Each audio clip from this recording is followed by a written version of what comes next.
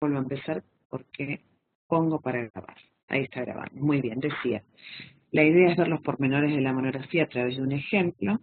Los archivos que tienen teóricos son las pautas formales generales para la elaboración de la monografía y cómo hacer una monografía. Eso está en la plataforma. Después fíjense en la bibliografía adicional. Decía que por algún motivo me parece que son como insuficientes y por eso es la idea de armar esta clase que desmonte un procedimiento. Agos, estás en privado. Fíjate esto que le decía a Angie más temprano. En el chat abajo hay una solapita para que pongas en la flechita todos. Te salen todos los nombres de tus compañeras, tenés que poner a todos. Todos chequeen que estén escribiendo para todos, porque si no yo solita leo el mensaje que están pasando. ¿Sí?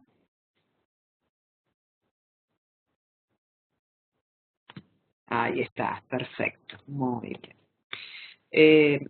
¿Por qué hablo de los objetivos de la clase? Primero, desmontar un procedimiento y destaqué un procedimiento, porque seguramente van a encontrar muchísimas bibliografías que de alguna manera dicen de diferentes modos cómo hacer una monografía.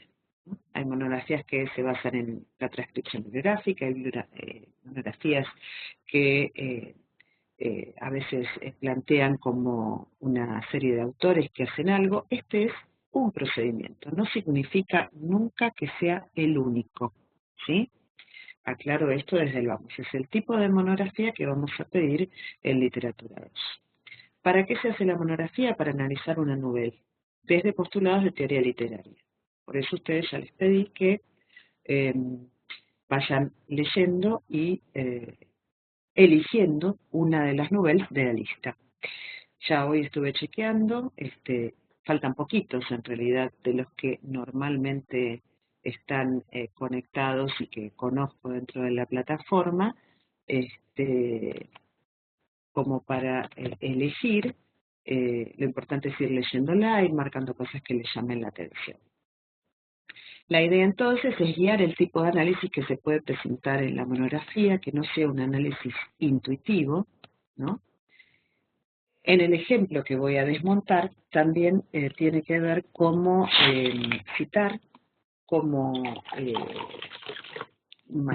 hacer un ejemplo, cómo poner la bibliografía al final, cómo poner el espaciado, cómo poner la sangría, que son cuestiones que por ahí de manera presencial se pueden señalar, hacer un señalamiento más próximo, pero por eso voy a trabajar con mi pantalla, porque me parece oportuno e importante que ustedes vayan viendo cómo se hace directamente sobre el archivo que les voy a mostrar. Yo después este archivo se los voy a enviar, no se preocupen, ¿sí? Así, tanto el que quiera reescuchar la clase o el que lo esté haciendo por primera vez tiene de dónde seguir, de qué archivo seguir.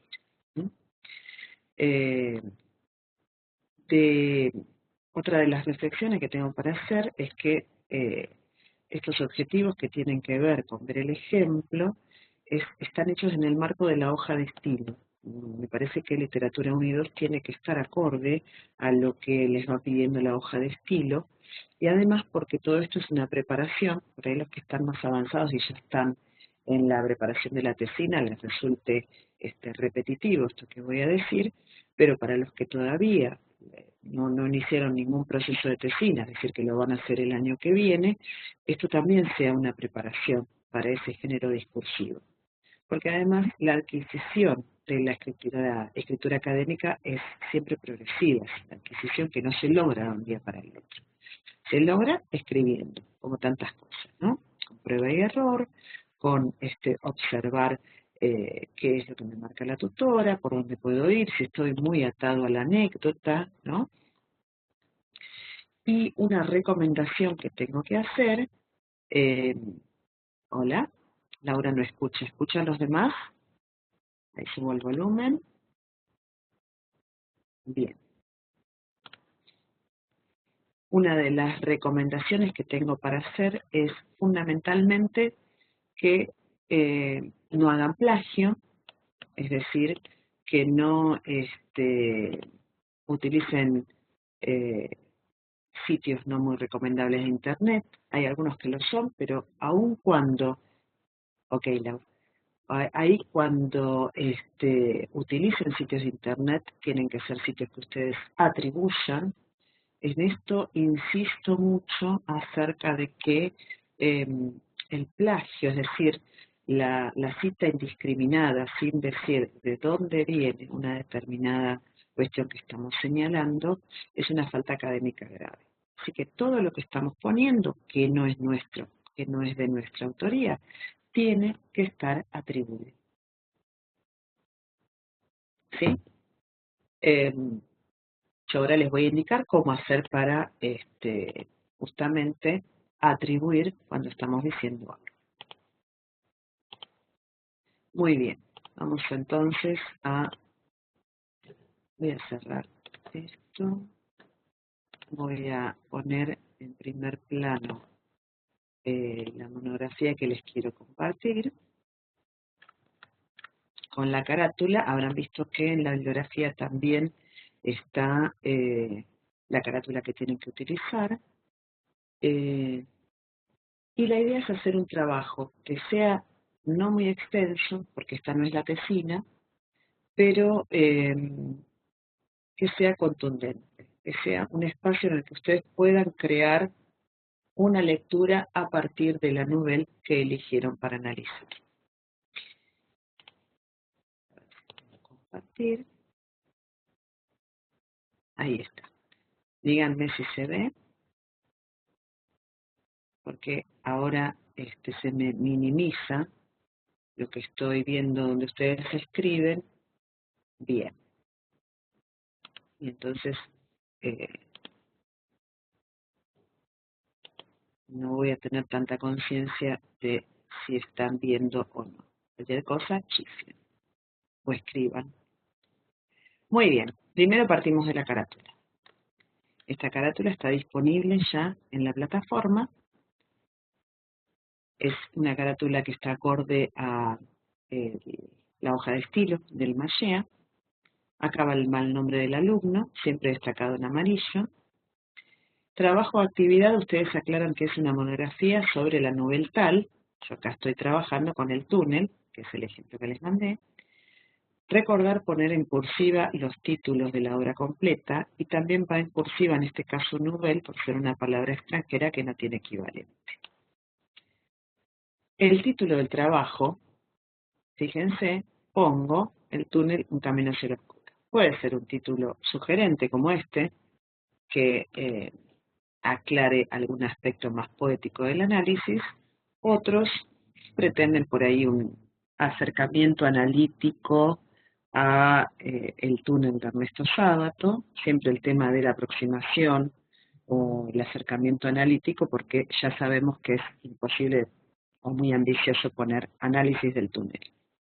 Es imposible hacer una monografía, aunque tuviera 500 páginas, que aborde todos los aspectos literarios, discursivos, de análisis que podamos hacer a partir de un texto literario. Muy bien. Primera cuestión, numerar las páginas, menos la portada, ¿sí? Esta no tiene número. Creo que la hoja de estilo, cuando lleguen, van a ver que esta tampoco tiene que estar numerada, pero la verdad que es más complicado. Les indico, la portada y la página del índice tampoco, pero en este caso como es más complicado, no importa si acá les aparece el 2.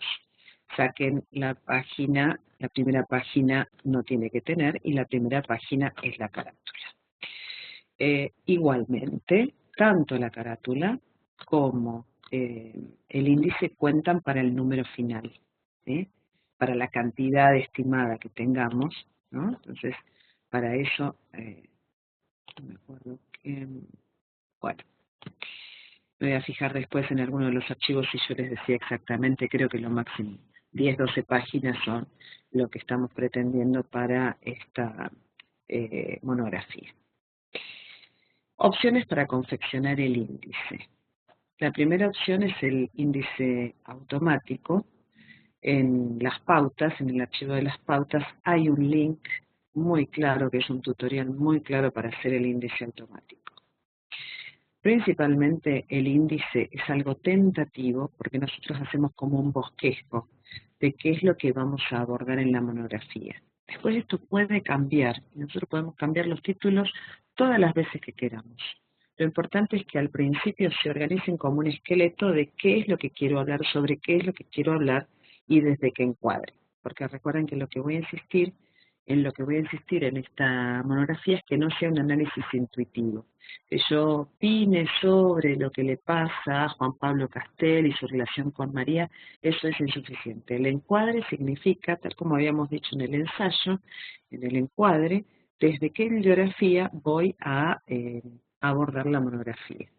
Y a diferencia del ensayo, que era como un único tema en general, acá podemos tratar, ¿no?, el análisis literario desde dos encuadres o dos teóricos diferentes. Y lo ideal es que sea que esos dos encuadres, por ejemplo, tres sería muy extensa la monografía, hablo de dos porque más o menos me circunscribe al número de páginas, sean complementarios, que de alguna manera uno enganche con el otro. Fíjense entonces que tenemos la introducción, que ahora les voy a decir en qué consiste, los datos externos que abarcan el autor, la época y el género literario de Nouvelle. Lo del género literario Nouvelle es opcional. Esto recuerden que es un ejemplo, no es que ustedes lo tienen que seguir a rajatabla. Lo que sí recomiendo, el autor, época y movimiento siempre es lo clásico, aunque no les tiene que llevar mucho. Es decir, no podemos poner el autor, vida y obra y hacer 4 hojas. No es necesario, ¿sí? Lo mismo en la época y el movimiento. Todo tiene que llevar a lo sumo 2 páginas. Y después el análisis literario, que yo acá abordo y sugiero, en este caso en particular, el túnel y las lexías de Barthes, que ahora les voy a explicar en qué consiste, y una aproximación a la intertextualidad con Otelo de Shakespeare, ¿sí? Después vienen las conclusiones, que en general es media página, y en otra página la bibliografía. Esto acá lo tengo que cambiar porque bibliografía va en otra página siempre. Aclaraciones. Yo voy haciendo algunas aclaraciones acá que tienen que ver con el control de cambios. El autor, vida y obra también se puede llamar biobibliografía. Eso en algunos exámenes el resto del tribunal puede preguntar, que es la biografía más la numeración de las obras. Esto que es un índice automático, fíjense que me paro y que es como un bloque. Hay otra opción que si no se animan a hacer ese índice automático porque son menos expertos en los archivos y en el tutorial que les cité en las pautas no es suficientemente claro, bueno, hay otra manera de hacerlo que es, les muestro cómo. Por ejemplo, tengo insertar una tabla, ¿no? Y en esa tabla me abre como diferentes cuadraditos, elijo 2. Acá pongo, por ejemplo, introducción y hago unos signos de puntuación,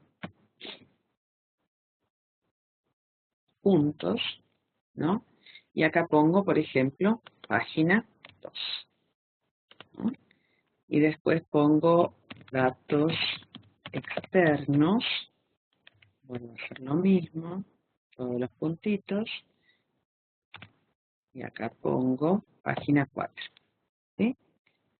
Y así voy, por ejemplo, si quiero ubicar en datos externos, pongo otra cosa dentro de los datos externos, ¿no? Avanzo un poquito más, pongo biografía, ¿sí? Hago otra vez los puntos, ¿sí?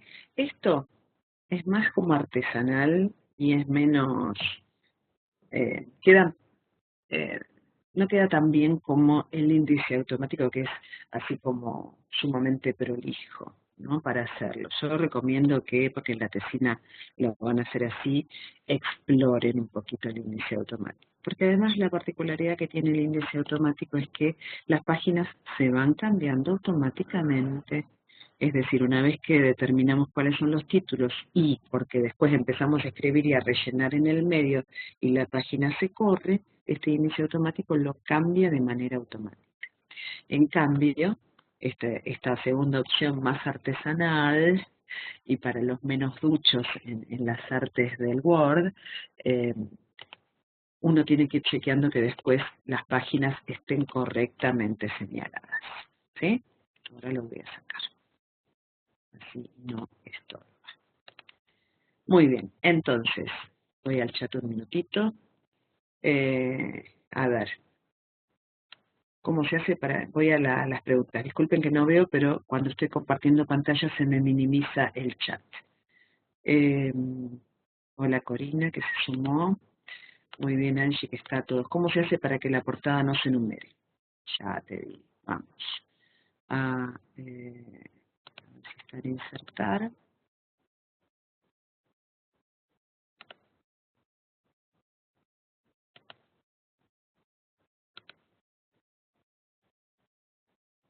Número de página. Ahí lo encontré. Insertar número de página. Yo estoy trabajando con esta versión del Word, pero en cualquier manera en insertar vas a encontrar número de página, ¿no? Entonces, cliqueas acá, ¿no? Principio de página, número de página, ¿no? Te sale donde los diferentes estilos para poner las páginas, formato de número de página, ¿no? Te pone iniciar desde dónde, ¿no? Y hay una manera que te dice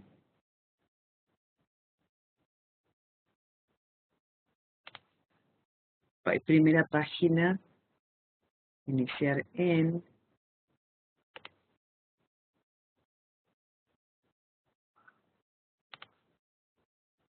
formato,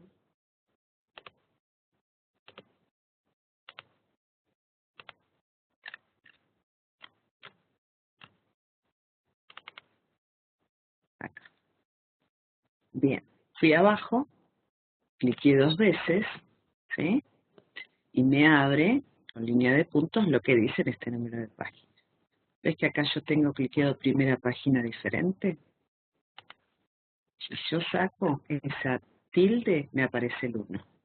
Si yo pongo primera página diferente, desaparece el 1. ¿Está? Esa es la manera. Y ahora, esperen que corra esto, cierro el encabezado. Después dice, Silvia me pregunta, pero si se cuentan de verdad. Así es decir, cuentan para el número general de la cantidad de páginas.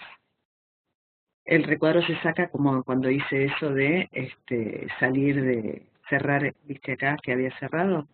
Vuelvo a hacerlo. Miren que pongo mi página. ¿Este recuadro, Romy? ¿Te referís a este recuadro?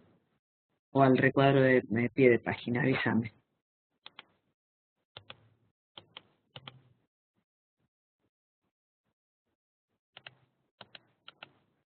Este de acá. Bien, esto es fácil, porque ustedes hacen esto de la inserción de página y van a bordes y sombreado, y ahí le sacan o ponen ninguno y se borra. Entonces cuando lo imprimen, queda sin estas líneas chiquititas de acá. Sin esto, ¿sí? Pero, insisto, es muy útil probar y además no pierden nada. Prueban, total, si no les queda bien después lo sacan. Prueben, anímense a probar y equivocarse con el índice automático. ¿Está? ¿Estamos hasta ahí? ¿Alguna otra pregunta? Así vuelvo a minimizar porque si no me molestan. Yo tampoco había utilizado Tere el índice automático. Es muy práctico porque ya después te olvidas. A lo sumo cambiarás lo que dice alguno de los títulos, pero después las páginas las va cambiando solo. Es como mágico. Una vez que lo descubrí no lo puedo soltar al inicio automático. Lo que pasa es que hay que probar y no es tan difícil. Pero siempre está para el que no se anima, está la segunda opción. Muy bien, acá pregunta Agustina, la introducción debemos enviársela para que la lea como hicimos con el ensayo. Sí, ahora voy a hablar después de qué es lo que pretenden cada entrega, porque primero sería La primera entrega que les pido es la introducción y los datos externos. Recuerden que lo del encuadre en Nubel es opcional, ¿no? Que para mí lo que debía estar sí o sí es el autor y la época. Pero en la introducción sí, porque es donde vamos a dar justamente, ustedes se proponen en la monografía. Voy ahí entonces. Vamos.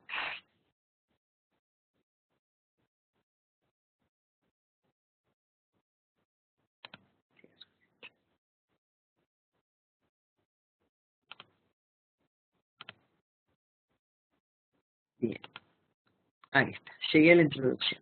¿Sí? Acá se me corrió un poco por lo que estuve haciendo. Los subtítulos van centrados. Bien. El espaciado, todo esto está en las pautas. ¿Sí? Todos estos detalles que por ahí ahora a mí se me escapan porque no estoy con el archivo abierto de las pautas, eso lo pueden releer y ver.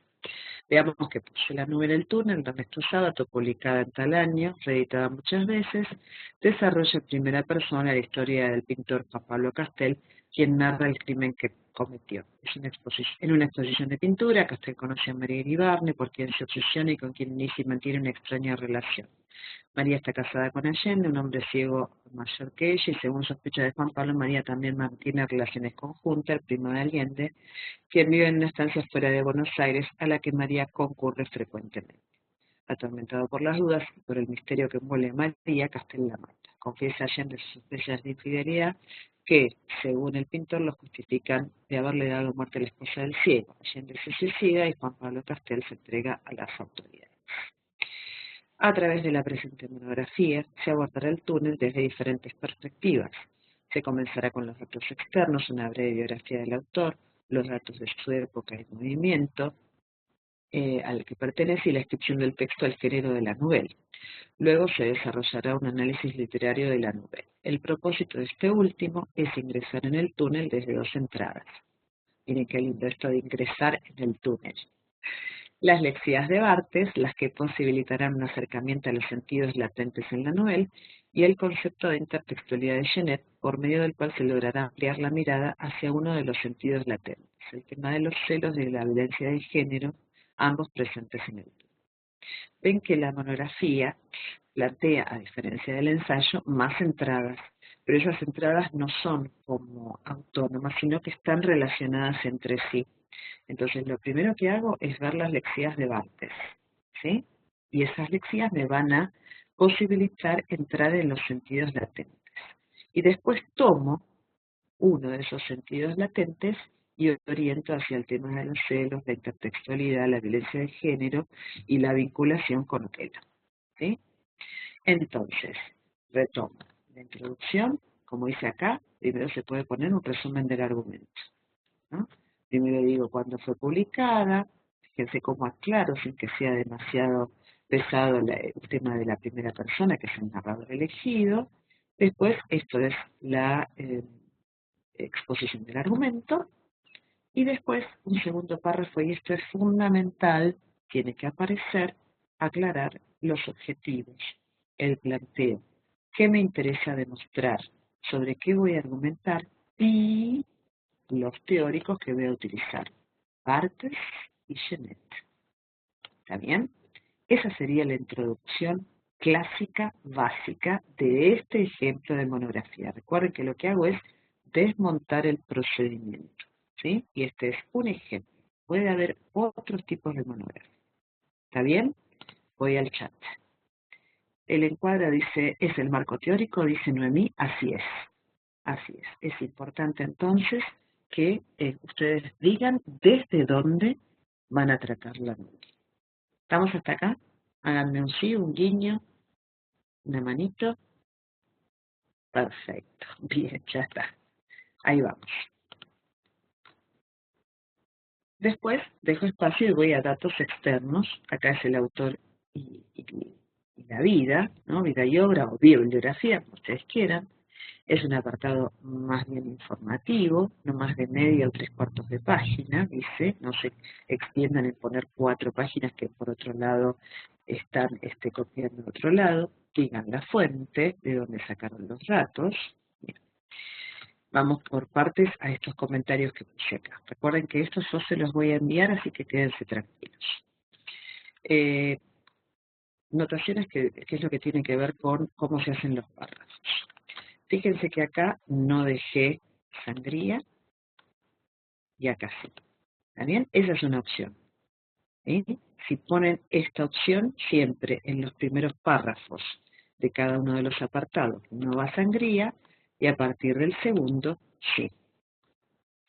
Ahora, la otra opción es utilizar el espaciado automático. ¿Sí? Hoy estamos con lo automático que nos allana todas las dificultades. ¿Cómo se logra eso? Es muy sencillo. Por ejemplo, vamos así, botón derecho, ¿no? Párrafo, y ven que acá dice espaciado. Esto es lo que el interlineado, siempre 1,5 en la monografía. Pero espaciado, puedo hacer la opción de auto. ¿Sí? Y una vez que hago eso, los párrafos, pone aceptar, ¿no? Los párrafos se van espaciando automáticamente y no hace falta poner sangría de inicio de línea. ¿Eh? Ahora yo lo voy a dejar porque después hago una aclaración sobre esto. Esto del espacio automático, entonces ya directamente, muchos lo deben conocer, lo que hace es espaciar automáticamente los párrafos y no hay necesidad de dejar la sangría. ¿Sí? Muy bien, supongamos que esta bibliografía la sacaron de alguna revista electrónica o de un diario o de un sitio de internet. Cuando se trata de esas fuentes electrónicas, ¿no? Van a pie de página. ¿Sí? Y cuando se trata del cuadernillo, que después lo voy a tomar, también. Eso después se repite en el apartado de bibliografía. ¿Eh? Pero tiene que estar acá a pie de página. Siguiendo este orden. ¿Sí? Acá pongo Wikipedia sin fecha, cuándo fue consultado, disponible, pongo el sitio. Si se trata de cuadernillo o de una revista, también hacen lo mismo, poniendo acá el autor, en este caso autores varios, poniendo la página. ¿Sí? Siempre entonces recuerden que es importante atribuir de dónde sacaron la información, por más que ustedes a partir de esa información hayan hecho una redacción personal a partir de lo que encontraron. ¿Sí? Después se reitera al final. Cuando se trata de un libro, supongamos que utilizan el viejo método de copiar algunas partes o parafrasear algunas partes de la bibliografía, de la biografía que encontraron en un libro, eso se pone de otra manera, que ahora les voy a enseñar. Por ejemplo, decir, tal como se señala en Historia de la Literatura Argentina, entre paréntesis, año, ¿no? Y después pongo el resumen de la biografía. Y eso, como se trata de un libro, no va a pie de página, sino que va al final con la anotación bibliográfica completa. ¿Sí? Recuerden entonces, es un apartado breve porque no tenemos que extendernos demasiado con algo que es más bien informativo y con algo que además circula por todos lados, que es la biografía del autor. Vamos a ver qué preguntan acá.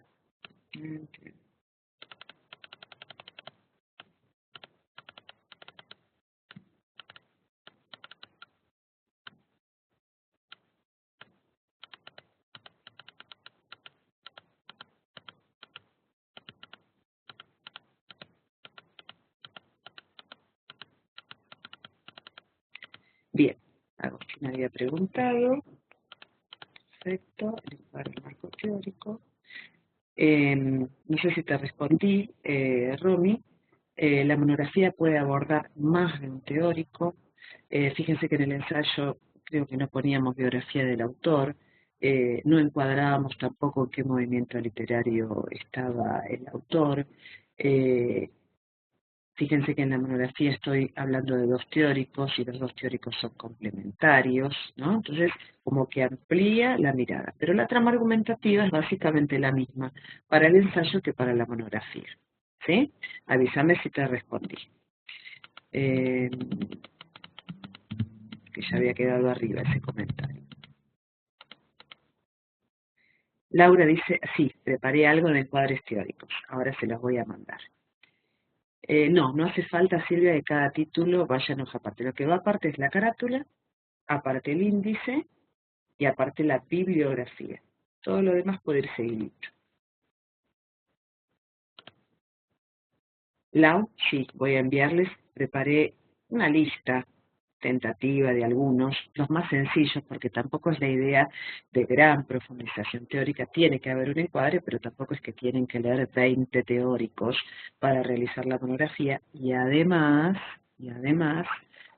recuerden que hay una extensión acotada, no es que van a poder hacer 50 páginas. ¿Está bien? Silvia, ahora veo que no. Dice, se me fue el audio, la elaboración personal también se menciona. Sí, porque podés decir, tal como dice, ahora les voy a decir cómo, es una cita semi-integrada, ¿no? Tomás alguna bibliografía, pero vos, especialmente lo que es informativo, lo sacás de algún texto y eso de alguna manera tiene que aparecer mencionado. Hay que poner también la página cuando es un libro, además del año, así es, se pone. Ahora les voy a enseñar cómo, están muy ansiosas. El año, dos puntos, se llama cita abreviada. El año, dos puntos y la página. ¿Sí? Ahí está, María de los Ángeles. Angie, así es, efectivamente. Los subtítulos, creo que eso está en María, en la hoja pautas para el desarrollo de la monografía. Creo que dice la misma tipografía, título y subtítulo. Noemí creo que está también en las pautas generales para realización de la monografía, ¿cuántas páginas? Disculpen, pero ahora si abro se me desorganiza toda la pantalla y no puedo abrir ese archivo, pero alguna que lo tenga abierto en su computadora y que como yo no esté compartiendo pantalla, si se fija, o en las pautas, en uno de los dos archivos está la extensión pedida, ¿sí? Claro, las pautas están en esos dos archivos, Noemí. Hay que seguir esos dos archivos con la carátula correspondiente, que es la que sigue la hoja de estilo. ¿Sí? Por favor, si alguna se puede fijar en alguno de esos archivos acerca de la extensión, 10 a 12. Gracias, Tere. 10 a 12 páginas. Así que, fíjense, ya tienen una de la carátula, una del índice, una de la bibliografía, no es tanto lo que tienen que desarrollar. Entonces, es una manera de abordar un texto literario a través de uno o dos teóricos breves, ¿sí? Y encuadrar la bibliografía, encuadrar qué es lo que ustedes quieren decir acerca de la novela. Todo esto es una preparación para la tesis. Como le decía más arriba a Romy, lo que tiene de diferente es que pueden abordar la novela desde dos entradas diferentes. No digo tres porque se haría una entrada, una extensión demasiado larga. Así que vamos a acotar a dos autores. Y además, a diferencia del ensayo, partimos de la biografía del autor, la época, el movimiento, y en el caso de que deseen, del encuadre de por qué la novela es una novela. Vamos a época y movimiento, que era mi segundo título, ¿no? Los subtítulos ven que van a la izquierda, como había preguntado María. Muy bien. Supongamos que en época y movimiento quiero citar el cuadernillo. El cuadernillo se toma como revista, así que va siempre a pie de página y después se reitera al final. ¿Sí? Solo los libros solo van al final, ¿no? Los libros completos. Tenemos opción 1, opción A. lo que se llama cita semi-integrada o de parafraseado. Entonces pongo, según el cuadernillo de literatura 2, Sábato es uno de los novelistas latinoamericanos que surgen en el siglo XX. Con él y otros autores, hacen lo que se conoce como, muy bien, ¿qué es lo que estoy haciendo en este caso? Estoy diciendo según quién, en este caso el cuadernillo de literatura, ¿sí? Lo pongo a pie de página, ¿ven? Hago la llamada a pie de página también es muy sencillo, por ejemplo pongo así, pongo referencia, ¿sí? Insertar nota al pie. Y automáticamente puedo escribir. ¿Sí? Nunca lo hagan manualmente. Nunca lo hagan manualmente. Esto sí. Esto es muy sencillo de poner. ¿Sí? Entonces, repaso cómo. Voy a donde quiero poner. Me paro ahí. Busco referencias. En algunos Word dice insertar referencia también. Ahí busco insertar nota al pie. No insertar cita. Nota al pie. Y eso me numera primero automáticamente y nunca más se corre de esa página. Entonces, recomendación, nunca hacerlo manual. Muy bien, esa es una versión. Entonces, hacer un parafraseado. Con mis palabras digo, tal como decía, no sé, creo que Silvia preguntaba antes, con mis palabras digo, ¿no? De dónde está sacado. ¿Sí? Pero hay otra opción, la opción B, que es hacer la cita textual. Entonces, ahí digo, según el cuadernillo de literatura de Nomayé, en 2016, ¿no? Y hago lo que se llama, o yo llamo, como una cita, ¿no? Que no aparece integrada. Acá aparece integrada dentro del párrafo con un parafraseado. Acá, en este caso, digo textualmente, ¿no? Digo textualmente lo que dice el cuadernillo. Esto, en general, se utiliza para las citas que llevan más de 3 renglones, y la pongo como un bloque. ¿Cómo hago eso? Copio lo que quiero decir. La fuente tiene que estar en una fuente, por ejemplo, acá estoy en la 12, en fuente 12. Esto entonces tiene que estar en fuente 11. ¿Sí? ¿Y cómo hago para que quede como un bloque, como un ladrillo ahí en el medio? Hago un Enter, ¿no? Y con el margen de la derecha ven que tienen una reglita. Esta reglita normalmente está ahí. Entonces la corro para que quede un bloque, un ladrillito. ¿Sí? Entonces esa es la opción para cita textual extensa. Ya como un zócalo, ¿no? Más abajo después vuelvo a explicar. ¿Está bien? Muy bien, entonces acá ¿cómo hago? Leamos. Según el cuadernillo de literatura 2, nada, con los nuevos novelistas, digo exactamente y pongo al final la página. En la novela El túnel, los hechos narrados por un torturado narrador en primera persona protagonista, Castell, ya desde el inicio van presentando la realidad de un hondo drama humano y existencial. Por ejemplo, esto se observa en la siguiente cita del primer capítulo de la novela. Pero la verdad es que no siempre lo más vergonzoso, y hago una cita de la novela. Fíjense que acá arriba yo había citado lo que era lo teórico. Acá estoy citando por primera vez la novela. Entonces, la primera vez va todo. ¿Sí? Autor, año de la edición con la que estoy trabajando y la página de la edición con la que estoy trabajando. Después, fíjense el comentario 13, después, cada vez que cito la novela, va solo la página entre paréntesis. ¿Estamos hasta acá?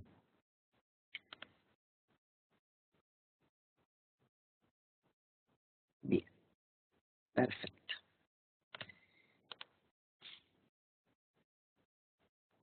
Por otro lado, ¿no? Entonces, ¿qué hago con esta primera página? Lo primero que hice fue encuadrar, decir cuáles son las características teóricas.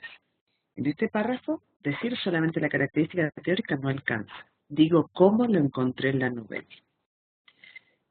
Acá ya tengo el espaciado automático. Digo, por otro lado, otra de las características arriba citadas es la utilización de la primera persona y el monólogo interior. También se observa que en el túnel, entonces primero digo qué es lo teórico y después explico cómo se da en mi Nouvelle y explico, desarrollo, cito la Nouvelle. Ese es el mecanismo que tiene que aplicar en toda la monografía, que por otro lado es la base de la trama argumentativa que ya vimos en el ensayo. ¿Sí? Lo importante entonces es de lo teórico, es de la cita de autoridad, algún texto de autor que escribió, estudió, dijo algo sobre el tema. Después aplico a la Nouvelle y después señalo, explico, desarrollo dónde se ve eso teórico en la Nouvelle que yo estoy analizando. Y lo mejor es después hacer una cita textual de la Nouvelle para intensificar esta ejemplificación, para fundamentar.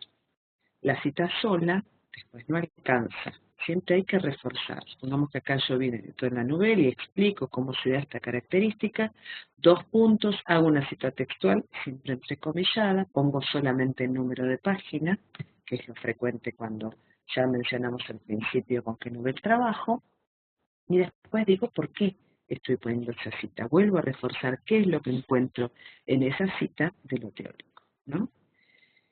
Entonces, este es el esquema básico del argumentativo. Cuando se tiene el mecanismo incorporado, uno puede escribir con más soltura, darse más licencias de redacción, ampliar, elaborar realmente una lectura a través de la aplicación teórica. Si no hacemos esto, ¿no? de ir explicando cuál es la pertinencia de lo teórico y cómo lo veo en la Nouvelle, la monografía se vuelve cita, cita, cita, cita. Y no hay nada mío en el medio que vaya enhebrando cómo voy enlazando eso teórico hasta mi actividad personal, mi tarea personal. Es justamente tratar de que se note cómo eso teórico se puede dar en la monografía y cómo yo a través de eso estoy produciendo mi lectura personal de la novela. Si esto no ocurre, hay algo que se da también mucho y que es lo carente de rigurosidad, es no darle encuadre teórico. Por ejemplo, decir, bueno, sí, la Nouvelle trata de un personaje que está muy loco porque creo que Juan Pablo Trastel estaba desequilibrado a través de lo que dice, y no lo estamos diciendo desde nadie, eso es lo que nos pareció a nosotros. Eso es un análisis intuitivo que no está permitido para esta monografía. ¿Está bien? En otro, por eso hablo de que es un ejemplo de monografía, es un desmonte del procedimiento. ¿Sí? Primero, entonces, encuadrar, explicar, citar, volver a reforzar por qué cité. ¿Está bien? Bueno, díganme si va siendo claro. A ver. 10, 12 páginas, me había dicho Tere. ¿Las notas tienen que estar justificadas? Sí, sí. Vuelvo acá un poquito, Angie, en la página anterior. Para justificar, vuelven acá y ven que tienen justificado. Esto sería, vamos, yo lo pongo así, ahí no está justificado, ahí están centradas y ahí está justificada. Ese es un detalle que hay que cuidar, ¿no? Que no queden también con un párrafo irregular. Hay que ponerlo y hay que justificar. ¿Está bien? La que vos quieras, a veces te lo pone automáticamente. Fíjate que acá yo hice esto y me dejó, otras veces no me deja. Lo ideal sería, a ver si me deja, ponerle un espacio.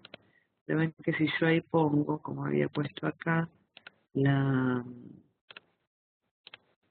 insertar nota al pie, sí, también. Ven, ahí está, me pone la acción no válida para notas al pie, suprimir este espaciado. Así que como le salga de manera automática, va a estar bien. ¿Sí? Lo ideal es si pueden poner un espacio entre cita y cita. Ah, creo que si está el espaciado automático, se les pone automáticamente también espaciado en las citas. ¿Sí?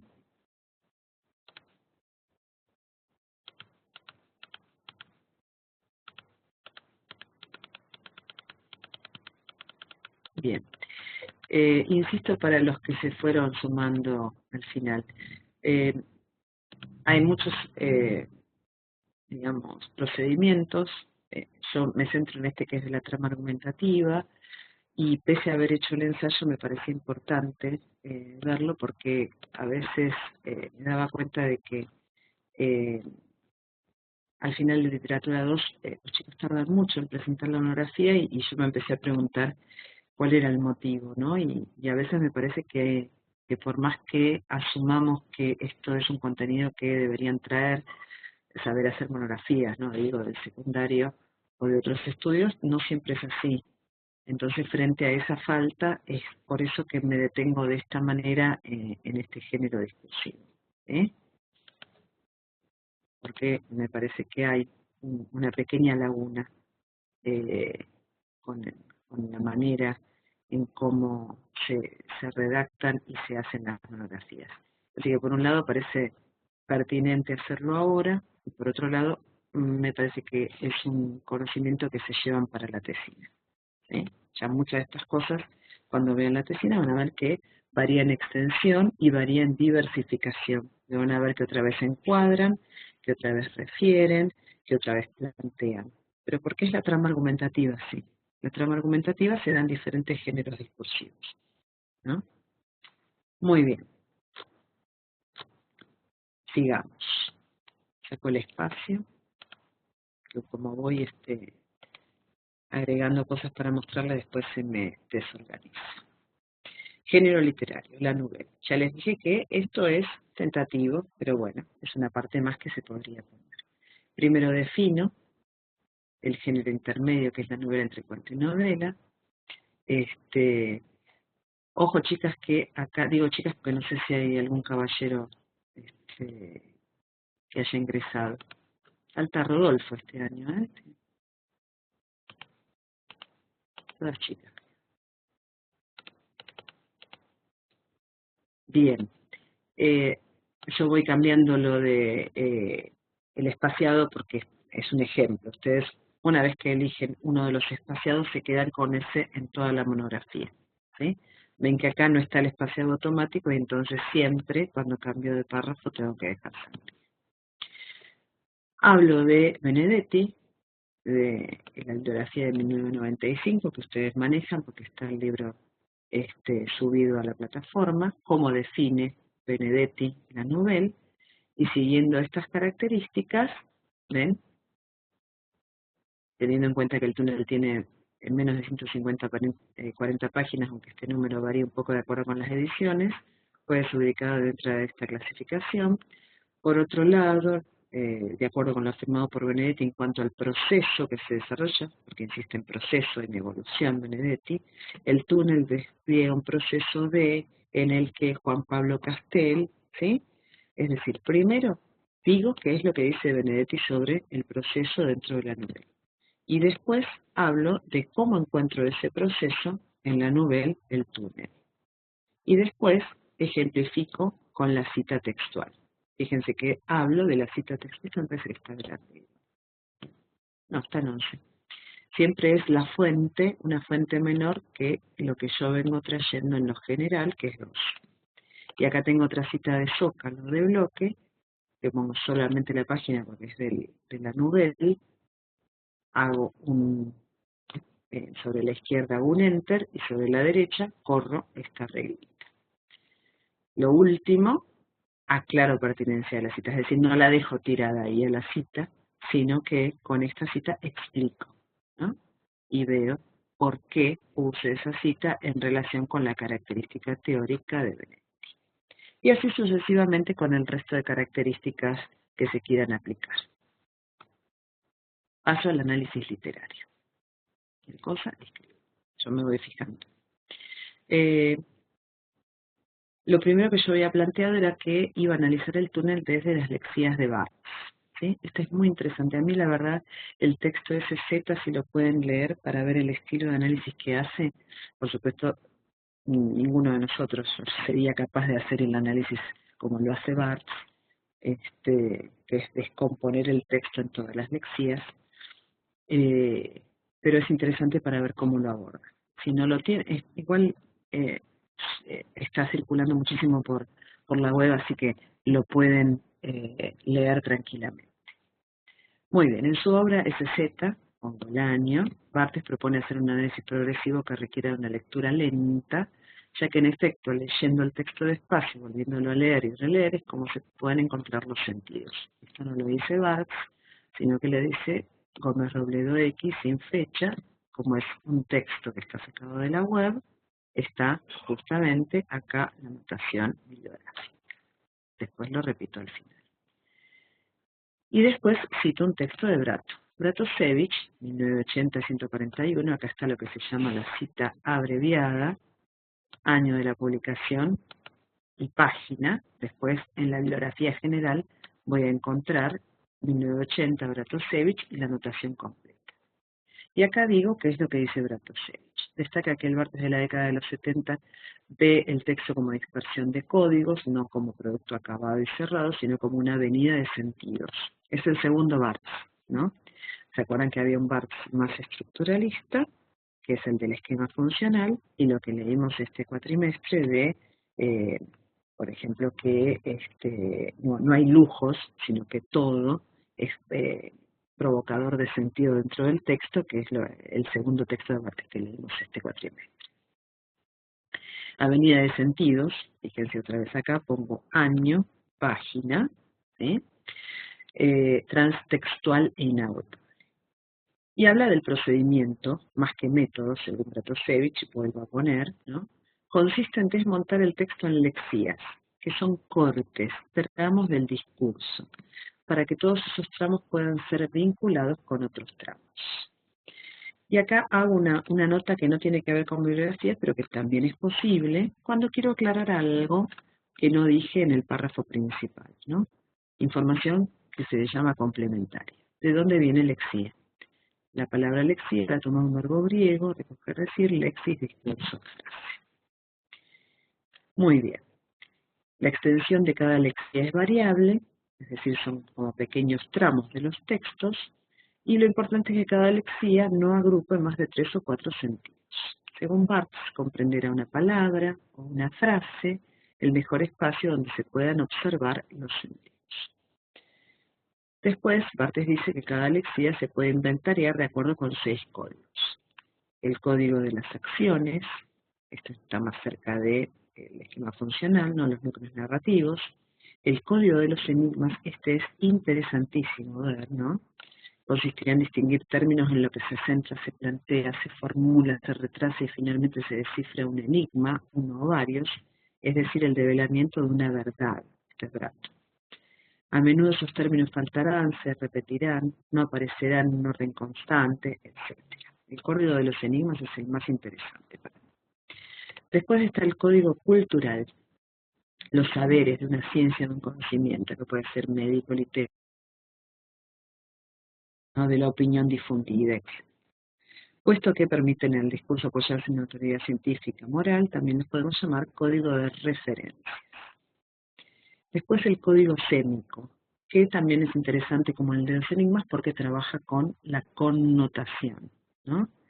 Se designa con una palabra aproximada el contenido connotativo al que se refiere la lexía. Por ejemplo, los grandes motivos de la literatura, ¿no? Aparecen en el código sémico.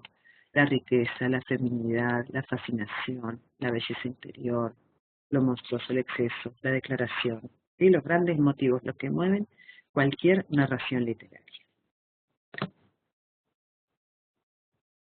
Eugenia dice, seguimos los criterios que se usaron para la monografía que hicimos. No sé a qué te referís, Eugenia, porque nosotros hicimos un ensayo en literatura 1 en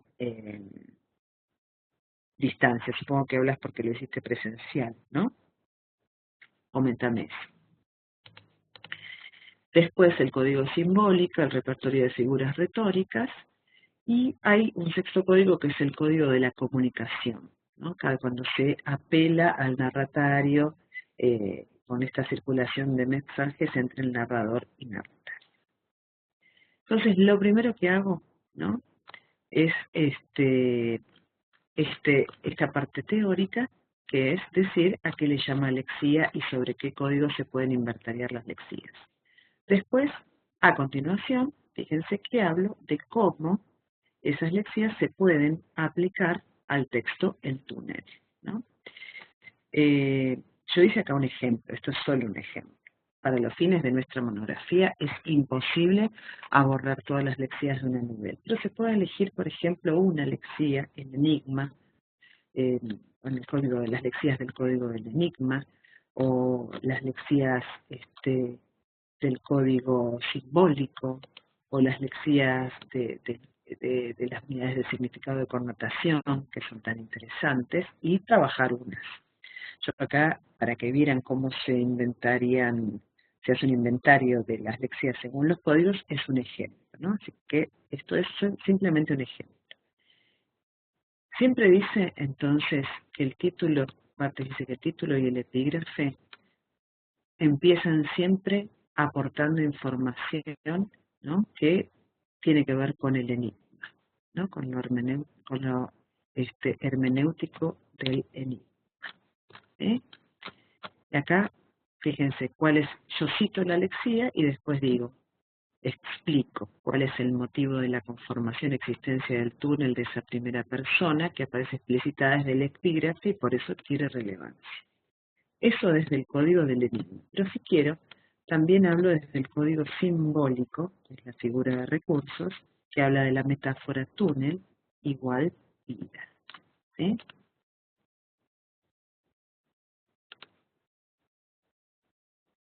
Claro, así es. Seguís entonces analizando, Euge, la nouvelle de acuerdo con el teórico que vayas eligiendo. Cierro un poquito, así me estorba. Después sigo con la lexia 2, explico, ¿no? Fíjense cómo, bastará decir que soy Juan Pablo Castel, el pintor que mató a María Iribarne, el proceso está en el recuerdo de todos, hay en ese todos una apelación al narratario, ¿sí? Y el código sémico, que es el de los motivos literarios, tema en chiquititos motivo, empieza con el de asesinato y muerte. El código cultural nos remite al proceso como hecho legal. Ya eso nos encuadra en dónde está diciendo Juan Pablo Castel o a causa de qué lo está diciendo, ¿no?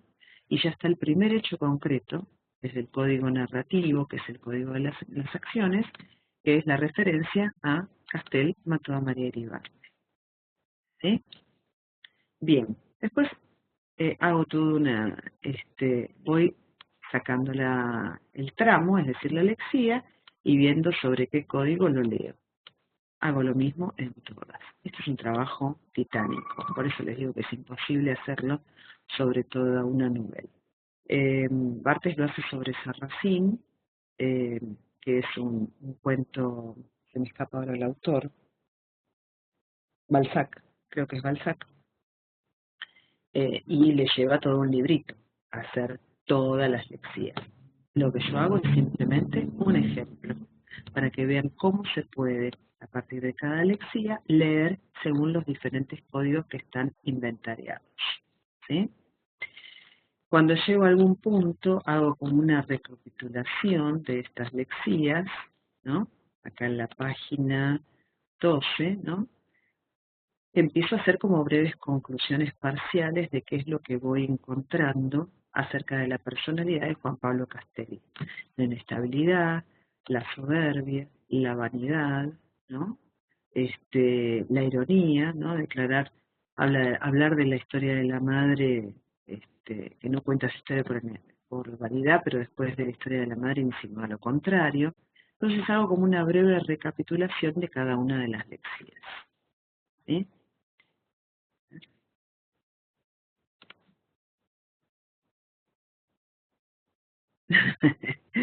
Acá Silvia dice, conseguí ese Z y estoy con la lectura lenta, ¿no? Y la falta de tiempo. Es difícil, es toda una paradoja en nuestra vida. Lectura lenta no sé cuándo, pero bueno, lectura lenta en el colectivo, en la cola del banco, en el baño, en todo lado leemos. Muy bien. Toda esta primera parte tiene entonces el desarrollo de las lexías y según qué código lo voy leyendo, ¿sí? Y cada tanto hago una recapitulación de qué es lo que voy encontrando. Siempre es el mismo procedimiento. Encuadré desde Barthes y después voy señalando, aplicando, explicando, citando textualmente. Vuelvo a referir que no es obligatorio que se tome esta bibliografía de Barthes. Esto es un ejemplo. Yo después les voy a dar a algunos teóricos una listita para que vayan buscando. Con esto termino, digamos, la primera parte. Pero yo había planteado en mi índice tentativo inicial que también iba a tomar la aproximación a la intertextualidad que podía haber entre la Nouvelle, el túnel y Otelo, ¿no?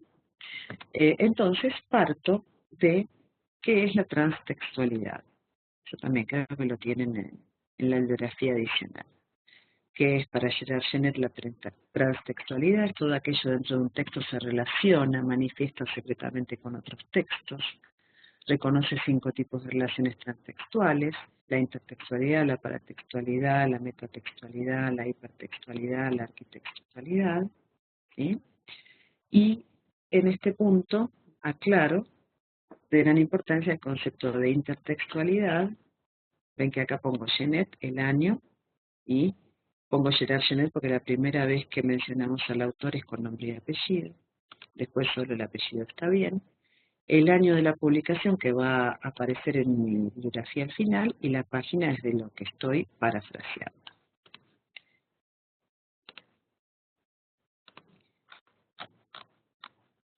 Yo creo que está, como les decía, las relaciones intertextuales de transtextualidad están en la plataforma y tomo una en particular, ¿no? Resulta importante el concepto de intertextualidad, en el que la forma más explícita es la cita y la menos explícita es la alusión. Es decir, en un texto, hipertexto, en este caso el túnel, encontramos otro hipotexto que está por abajo, que es el texto fuente, a través de una cita o una alusión, y eso genera nuevos sentidos, agrega significación. Esto último, este renglón y medio que está marcado ahí, es importante porque no es simplemente, veo la intertextualidad acá, este es el hipertexto, este es el hipotexto, esta es la cita. Si me quedo con eso, está incompleto. Tengo que encontrar cuál es el sentido, por qué se lo menciona. ¿Qué leo yo de nuevo, de enriquecedor en mi hipertexto para que me permitió leer ese texto fuente? ¿Qué le agregó? ¿No? ¿Qué enriqueció en mi lectura? Entonces ahí hago pregunta retórica, que es parte de la trama argumentativa. ¿Qué lectura intertextual se puede observar en el túnel? Bueno, en el capítulo 19, fíjense que como la cita va a llevar más de 3 renglones, la pongo como zócalo, acá solo la página porque es la Nouvelle, y en una fuente más pequeña. La cita dice, el fondo es que sos capaz de engañar a tu marido durante años, no solo acerca de tus sentimientos, sino también de tus sensaciones. La conclusión podría inferirle a un aprendiz. ¿Por qué no has de engañarme a mí también? Ahora comprenderás por qué muchas veces te he indagado en la veracidad de tus sensaciones. Siempre recuerdo cómo el padre de Desdémona advirtió a Otelo que una mujer que había engañado al padre podía engañar a otro hombre. Y a mí nada me ha podido sacar de la cabeza este hecho, el que has estado engañando constantemente a Allende durante años. Esto es una mención que, si no somos lectores entrenados, si no somos lectores que estamos atentos, puede pasarnos inadvertida. Pero nosotros estamos en el camino de ser lectores entrenados. Y la mención de otro texto literario, en realidad, está indicando algo, dando un indicio, haciendo una alusión importante que tenemos que atender. La mención constituye una alusión a Otelo. La intertextualidad es a través de una cita o una alusión. Cita, por supuesto, es dentro de un texto, encontramos las comillas o la, la itálica puesta. No sé si el cuatrimestre pasado alguna tomó Usher 2 para analizar. Bueno, empezaba con una cita textual del hundimiento de la casa Usher de Poe, ¿no? Esa es una cita, está textual literalmente. Acá es una alusión, está mencionado nada más, como al pasar. Entonces, ¿qué aporta esta mención intertextual? vemos que esta mención intertextual nos está reforzando, por un lado, el tema de los celos, el tema de lo enfermizo de los celos, el tema del ataque a la mujer, ¿no? Por considerarla indigna, por considerarla que es la que está engañando al hombre, ¿sí? De alguna manera refuerza esta idea del personaje femenino que lleva el nombre de María, porque es una alusión velada también al intertexto bíblico, la Virgen intocada, intocable, perfecta, pero que él descubre que no es tan perfecta, ¿no? Entonces puedo hablar un montón más y además hablar de que es un indicio, porque justamente después recuerdan cómo termina Otelo, ¿no? Este es el capítulo 19 y todavía falta para el final del túnel. Y sin embargo, ya esta mención también actúa como un indicio de qué es lo que va a ocurrir en el final, porque Otelo mata a Desdémona y Juan Pablo Castel mata a María. ¿Mm? Bien. Observen primero nuevamente el procedimiento, encuadré, ¿no? Que es la intertextualidad, después explico, señalo en la cita de la novela y después engancho y veo cómo voy poniendo, cómo encuentro la relación entre esta cita textual y lo que estoy viendo que se da en la novela. Por otro lado, explico otra relación intertextual. Fíjense, por otro lado podemos ver en el capítulo 25 la siguiente afirmación de Winter, ¿no? Mi teoría es la siguiente: la novela policial representa en el siglo XX lo que la novela de caballería en la época de Cervantes.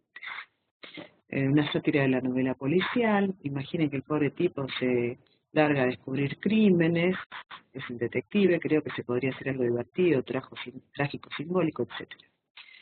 Aquí podemos observar, siempre siguiendo a Jenner, ¿no? Una reflexión de índole arquitectual, con la mención de un género literario, la sátira de la novela policial.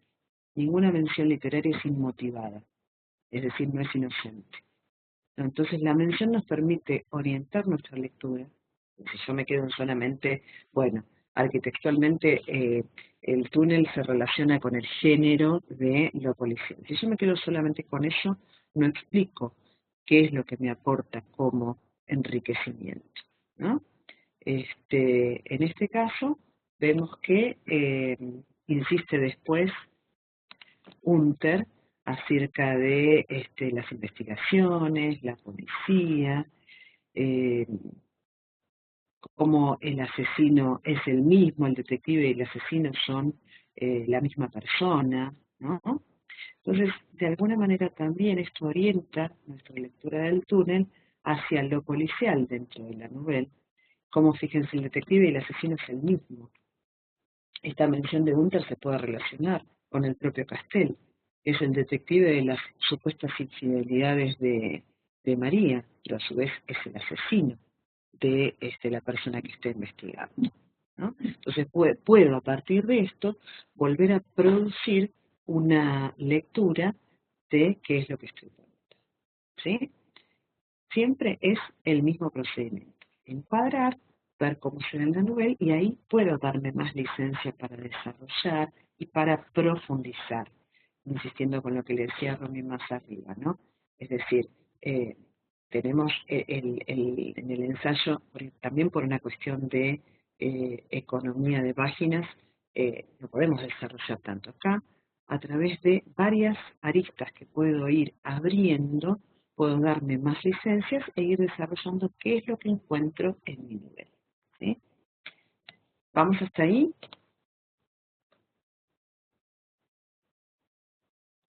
Fíjense que si no nos quedamos por ahí con una lectura más bien básica del túnel, ¿no? Es un clásico, por otro lado, de la escuela secundaria, un texto canónico que se dio muchísimo. Pero acá lo que estamos viendo es, a partir de la lectura teórica, salir de lo intuitivo y con esta lectura teórica ampliar el análisis que puedo hacer del túnel. ¿Eh? Muy bien. Conclusiones van pegaditas. No sé si Silvia era que me preguntaba. ¿Y ahí qué es lo que hace? Comentario 28. Se retoma lo que se demostró. Se hace una última reflexión. Se puede hacer una valoración personal sin perder, por otro lado, el tono impersonal de la monografía. En otros casos se puede decir qué es lo que no se pudo abordar en esta partida de este análisis y decir que después se podrá profundizar en investigaciones posteriores, ¿no? Se hace una recapitulación, ¿no? Qué es lo que se observó, qué es lo que se demostró, ¿no? Y como engancho, porque fíjense que acá digo, desde el código sémico se puede observar la personalidad obsesiva de Castell, las derivaciones de esa personalidad, celos, soledad, incomprensión, ¿no? Eso es del código sémico, que era el de los motivos literarios. Y en el siguiente párrafo retomo el tema de los celos, ven cómo lo engancho con la intertextualidad con Otelo. Es decir, que los dos teóricos fueron complementarios para lograr mayor profundidad en el análisis.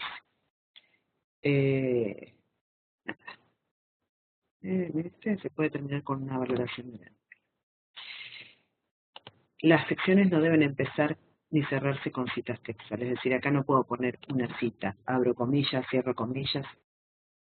Tiene que haber siempre como o una introducción a la cita textual o un refuerzo de por qué puse esa cita textual. Ese es un error también bastante frecuente en las monografías. Cada capítulo no se puede empezar ni cerrar con citas textuales. En otra hoja, bibliografía. Pueden hacerlo o no, esto es opcional, bibliografía activa y pasiva. La activa es la obra que se trató. Por ejemplo, en otros trabajos, por ahí si en la tesina deciden hacer el análisis de cuento de determinada autora o autor, entonces la bibliografía activa van a ser los 10 cuentos que tomaron de esa autora. ¿Entiende? Acá como estamos trabajando con una novela, va solo la novela. Por otro lado, acá tenemos la bibliografía pasiva, que es la manera, esto está también o en las pautas de entrega de la monografía de producción o en cómo hacer una monografía, en qué orden va apellido, coma, la inicial del nombre, punto, después viene el año de la publicación, el título de la publicación en itálica, coma, el lugar, 2 puntos, la editorial. Este es el orden de la hoja de estilo, ¿sí? Y acá están los autores que yo fui tomando. Creo que faltan poner todos los del cuadernillo, todo esto está incompleto, después antes de enviárselos se los voy a completar. No se ponen páginas salvo las que son revistas, por ejemplo, o publicaciones de varios autores. Por eso acá tienen el de Benedetti, que está la anotación completa, con las páginas del libro del que se sabe, ¿sí? Pero es porque son varios autores. Si fuera un autor, ven como acá está Bratosevich, no hace falta poner las páginas. ¿Está? Yo ahora les voy a mostrar, creo que está...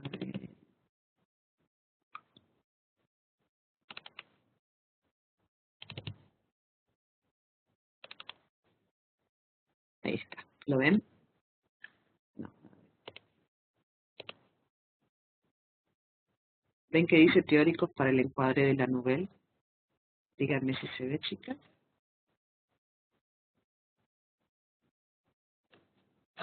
Bien. Ahí está. Perfecto. Acá dice Noemí, yo podría intertextual, bien, perfecto, muy lindo eso, seguro, ¿no? Caín y Abel en las ratas, sí, sería una de las posibilidades, entonces vas a tener que encuadrar desde lo intertextual. Ojo, yo sugiero 2, pero en realidad puede ser 1 y con eso ya es suficiente, ¿sí? Porque la extensión también de la monografía nos limita, ¿no? Y por ahí con un solo teórico, y tenemos mucho para decir, mucho para citar y mucho para explicar, alcanza y sobra, ¿sí? Bueno, tenía acá para sugerirles, para dentro de lo policial, porque está también el cartero llama 2 veces, el cartero siempre llama 2 veces, para ver lo policial, el texto de Daniel Link, que es genial, o el de Pili mismo. La nueva narrativa y el realismo mágico, eso para la increíble y triste historia de la Cándida Heréndira. El fantasy, la clasificación de lo no realista, no me acuerdo si hay alguna que se pueda, no sé si distancia de rescate podría encuadrarse dentro de algo de lo extraño. Esta es muy interesante, la insustancialidad, la teoría de la novena de Lucas, solo el capítulo 4, especialmente para aquellos que tratan el periplo de un personaje por la ciudad, ¿no? Como es Hojas en el viento, o la de Irene Groove también, la insustancialidad en una letra familiar. Bien, las tramas dobles, cómo se dan, esto Jameson lo glosa desde el formalismo ruso. Bueno, y después Bakhtin, por supuesto, que para mí es un clásico, cómo se logra el extrañamiento, cómo se logra la parodia, cómo los géneros menores, por ejemplo las cartas, los diarios personales, aparecen literaturizados y aparecen en el género complejo de la novela. Esto también Martínez, cómo se da el plurilingüismo, ¿no? Cómo la novela se constituye como un espacio de interacción en dos o más voces o conciencias, ¿no? El dialoguismo, las voces en oposición. Esto se da en muchas novelas, ¿no? Como hay la condición social se da, también en el túnel puede haber tomado esto, ¿no? Hay todo un encuentro entre Castell y creo que es Mimi y Hunter en la estancia, y ellos hablan de esta opinión difundida de qué es un pintor y qué son las novelas policiales y cómo hay una lucha de clases y de estilos entre Castell y Hunter. Eso daría para otra punta. El cronotopo, cuáles son el de Bakhtin, que es el cruce, ¿no? De el tiempo y el espacio. El cronotopo de la ciudad es muy interesante de ver. Esto ya es un poquito más complicado, las obras, porque Genet lo trata en la Jerusalén libertada y la verdad que a veces es bastante críptico, pero es interesante ver cómo la cultura de una época, el discurso histórico, el político, el formal, aparecen volcadas dentro del texto, ¿no? Y lo que vimos que es la transtextualidad de Genet. Acá les pongo una cita que me encanta de Todorov, que es: la lectura es un recorrido dentro del espacio del texto. Recorrido que no se limita a la concatenación de las letras de izquierda a derecha o de arriba hacia abajo. Este es el único recorrido no plural, por ello el texto no tiene un único sentido, sino que según Todorov se separa lo contiguo y se reúne lo alejado. Y entonces así se constituye el texto como espacio y no como una línea. Esto es sensacional para ver y empezar a pensar justamente cómo analizar, porque vamos a ir de lo que está separado, lo vamos a reunir y vamos a producir una nueva lectura, ¿sí? Por eso nos vamos a desatar de la anécdota, ¿no? Vamos a leer cómo se puede dar una teoría dentro de la novela y vamos a avanzar en cuanto a la manera de producir un género discursivo académico, que solo se logra con práctica. ¿Bien? Bueno, preguntas, chicas.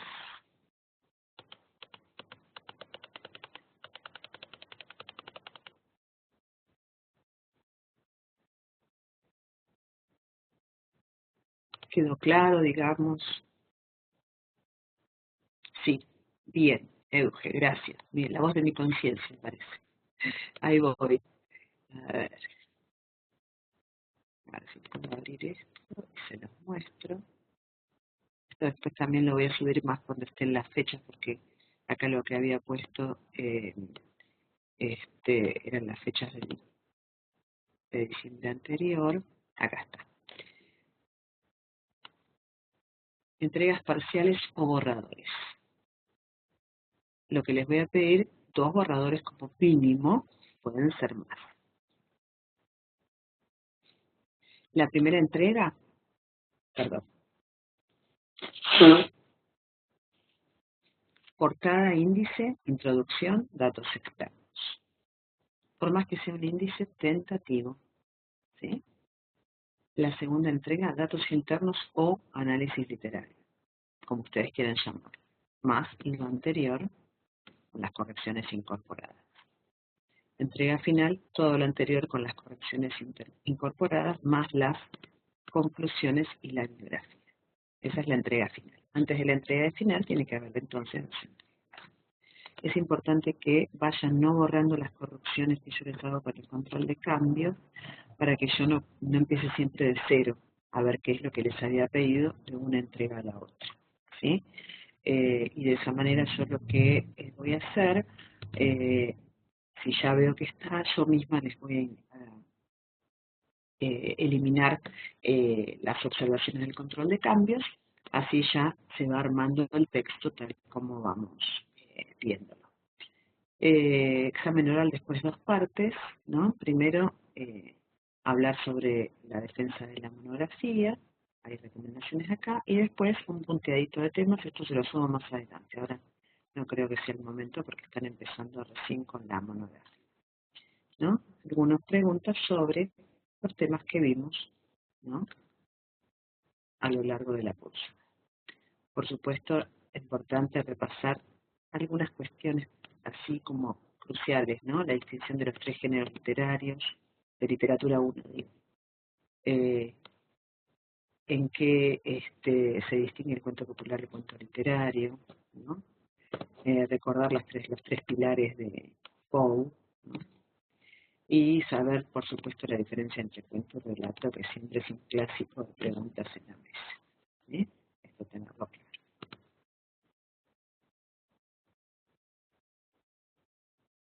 Vamos a ver qué preguntaron.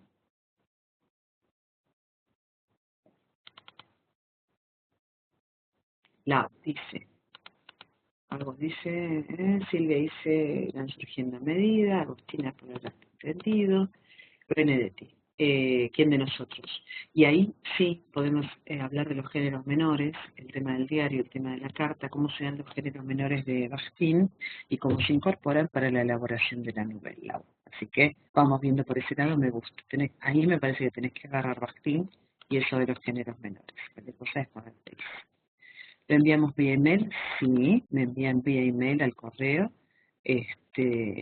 La primera entrega para cuando tengan algo, o sea, si se van a, el tema es que la entrega final tiene que ser por lo menos 4 o 5 días antes del final propiamente dicho, de la fecha que ustedes hayan elegido. En las fechas, porque Romy dice 5 de diciembre, no tengo idea, a mí todavía no me las enviaron.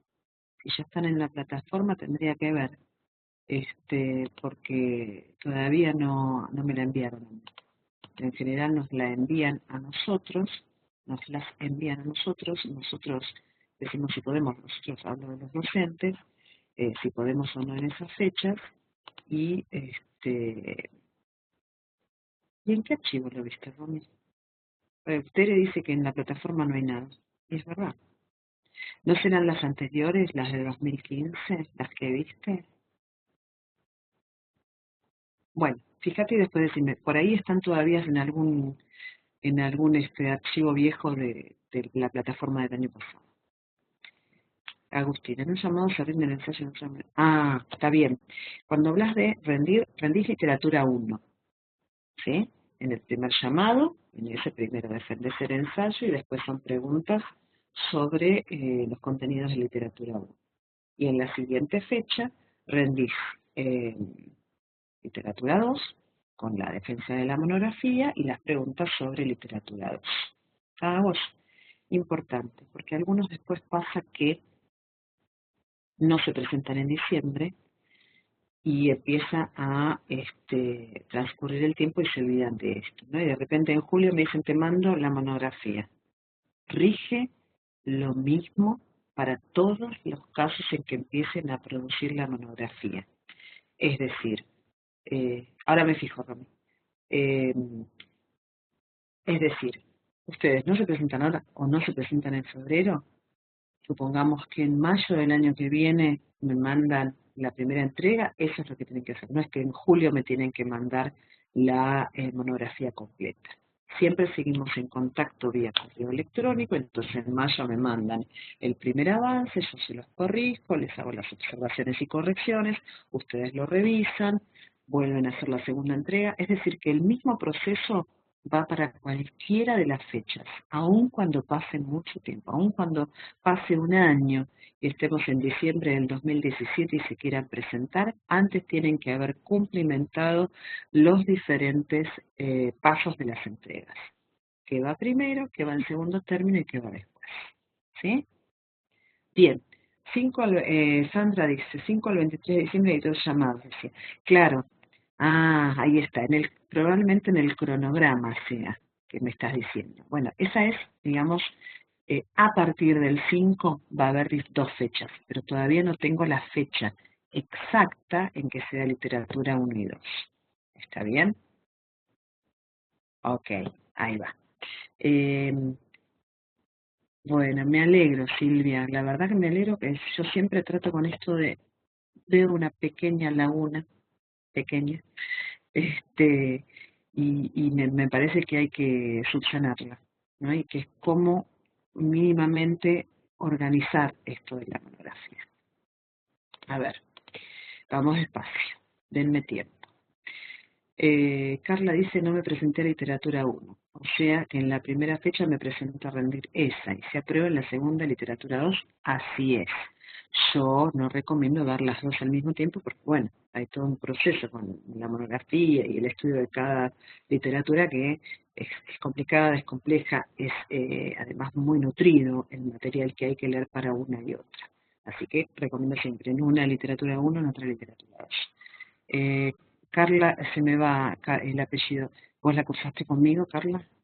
Porque si no te vas a tener que presentar, yo no sé con quién voy a estar acompañada en la mesa, la tenés que dar con tu profesor de presencial, ¿sí? Digo porque yo no, por ejemplo, esta noche no estoy nunca, así que tienen que, esto ahora y calculo que el año que viene tampoco, así que siempre que se vayan a presentar tiene que cumplirse el proceso de envío y además se tienen que presentar en los turnos en que yo estoy como presidente de mesa, si no les va a tomar el otro profe, que también es una posibilidad, si no tienen más remedio que presentarse en el turno noche, les toma sí o sí el otro profesor que es el que da presencial.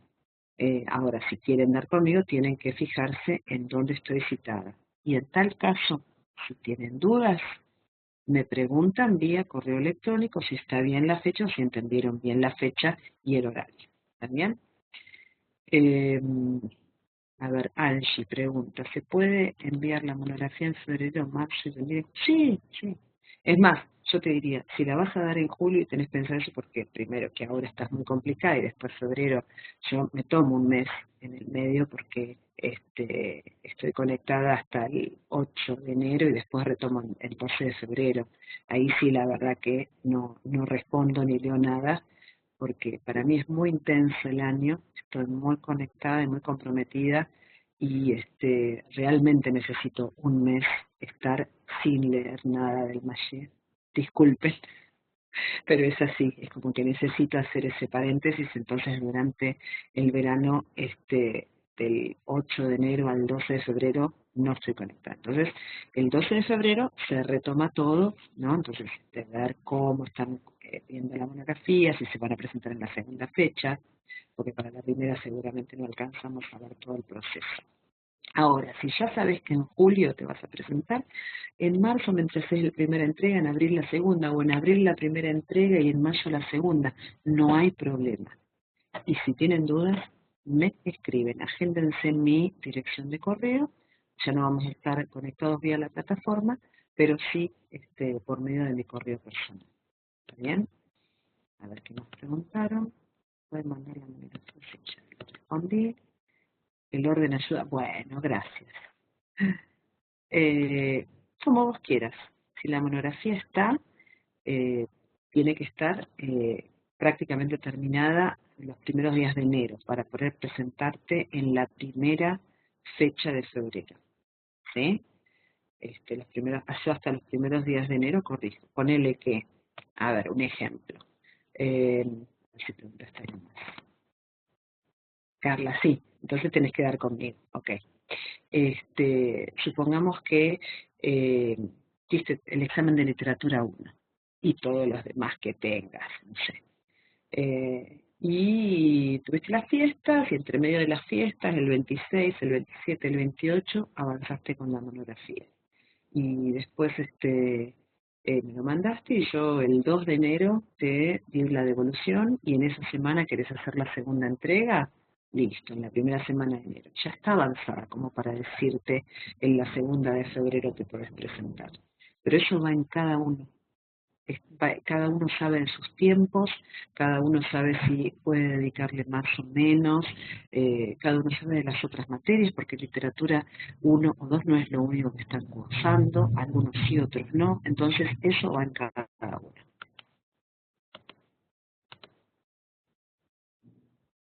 Sí, le dice, se necesita mucho un caso, sí, yo creo que es necesario verlo en un ejemplo concreto porque eh, si no están como haciendo agua, ¿no? De cómo empiezo, ¿no? De cómo organizo. Perfecto, Carla, listo. Perdón, pero a veces se me van entre los nombres y los apellidos. Esta es la última videoconferencia, creo que sí, pero más hacia el final, si quieren, podemos organizar algo. Bueno, gracias, Tere.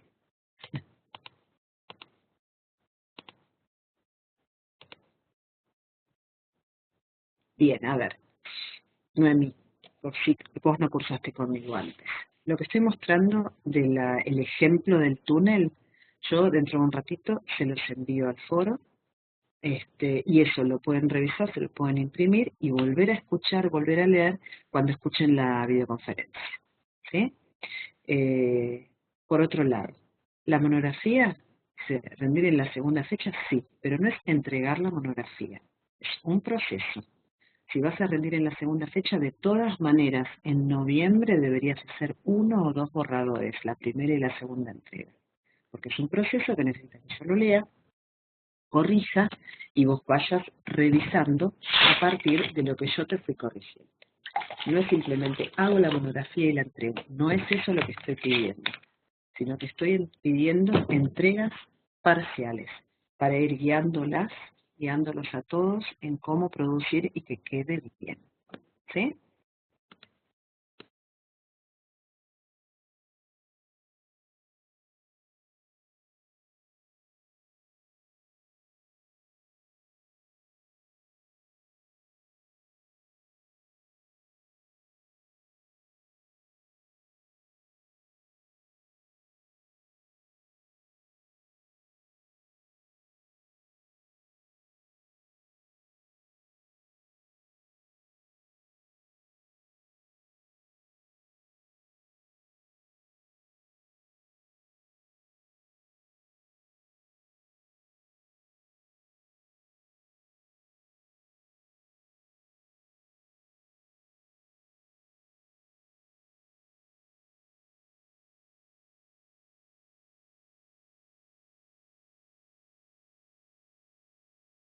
Tanta terracita, no, y algún otro lugar también.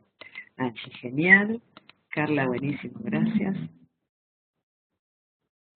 Lau, hasta enero sí podés hacer alguna entrega hasta la primera semana de enero. Después, en febrero, a partir del 12 de febrero más o menos, que es antes de las primeras fechas.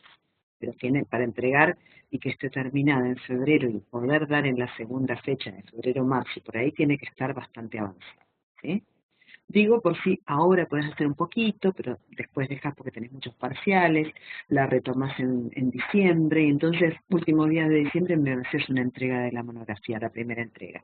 Yo te corrijo y hace la siguiente semana, que es la primera de enero, me podés volver a entregar algo. Después comento. ¿Sí? Cualquier cosa vos, mandame la primera entrega cuando la tengas, eso va para todos, y yo les voy diciendo más o menos cómo ir organizando el cronograma. ¿Sí? Ahora parece todo como un mundo. Cuando en febrero, si no vuelvo, si no estoy, vamos de a poco, ¿sí? Porque igual fechas hay disponibles, tienen un montón de fechas. Si ya aprobaron el parcial, la materia está regularizada. Lo de la monografía queda para ir haciéndola de a poco.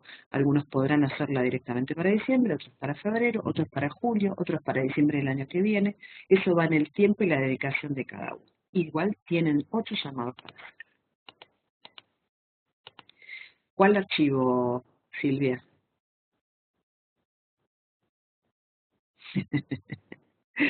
No, no te preocupes, Carla, todo bien. Eh, Este de la fecha sí, pero este que están viendo ahora lo voy a subir un poquito más adelante cuando ya tenga las fechas concretas de los llamados. Estas son las del año pasado, ¿sí? Así que este lo subo más adelante. El que voy a subir, si quieren, es este de los teóricos posibles. Si alguno encuentra otro, pueden preguntarme, ¿eh? No, no hay problema, pues yo les puedo sugerir alguna otra cosa. Perfecto. Bueno, gracias, Tere. Gracias. Se agradece el reconocimiento. Acá estoy. Acá estoy, acá estoy. Bien. Vos me dices, se cortó el audio. Hola, hola. Hola, hola, hola.